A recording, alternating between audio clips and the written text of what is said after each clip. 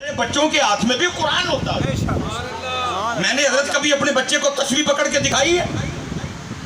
اگر میرے ہاتھ میں تسبیح ہوتی تو میرے بیٹے کے ہاتھ میں بھی تسبیح ہوتی. میں نے کبھی اپنے بچے کو مصلی پہ کھڑے ہو کے دکھایا؟ اگر میں نے مصلی پہ کھڑے ہو کے دکھایا ہوتا میرا بیٹا بھی مصلی پہ کھڑا ہوتا.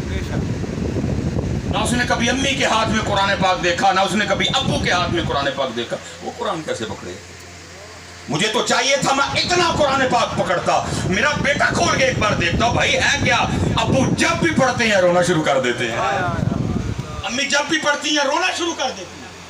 لیکن نہ کبھی ابو کے ہاتھ میں قرآن، نہ کبھی امی کے ہاتھ میں قرآن. ابو کے ہاتھ میں بھی موبائل، امی کے ہاتھ میں بھی موبائل. تو پھر کیا ہوا؟ پھر بچوں کے ہاتھ میں بھی.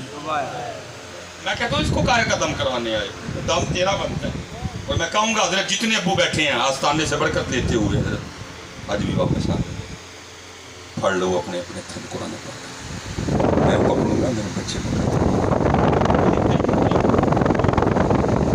بچی کو لے کے نا مچھلیاں پکڑنے چلے گئے. وہ کرتے کیا پھر مچھلی پکڑنے میں مشغول ہو جاتی. بچی پیچھے مچھلی کو دیکھتی اور دیکھ کے نا واپس. یہ وہ والد تھے جنہوں نے اپنی بچی کی طرف ہماری تو توجہ ہی نہیں حضرت ان بچوں کی طرف. ہم نے سکول بھیج دیا اور ویلے ہو کے بیٹھے ہیں. اور بھائی کبھی ان کی کتابیں تو کھول کے دیکھو سکول والے ان کو پڑھا کیا رہے. کبھی دیکھیے آپ نے ان کی کتابیں؟ ان کی کتابوں میں حضرت جی پوئم ہے، ان کی کتابوں میں نظم ہے حضرت جی. کیا چو چو چو چو چا چا گھڑی پہ چوہا ناچا، گھڑی نے ایک بجایا چوہا نیچے آیا.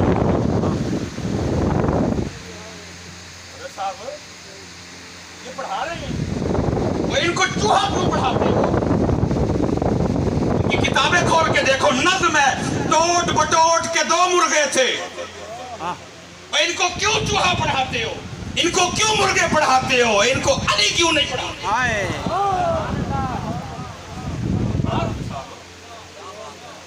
ٹوٹ بٹوٹ پہ نظم پڑھا رہے ہو کو علی پاک کے پڑھا دو. لیکن ان کو پتہ ہے حضرت جی جنہاں نو علی پڑھا چھڑیا تے انہیں ساڈیاں ٹنگاں گھڑیاں کر چڑنیاں.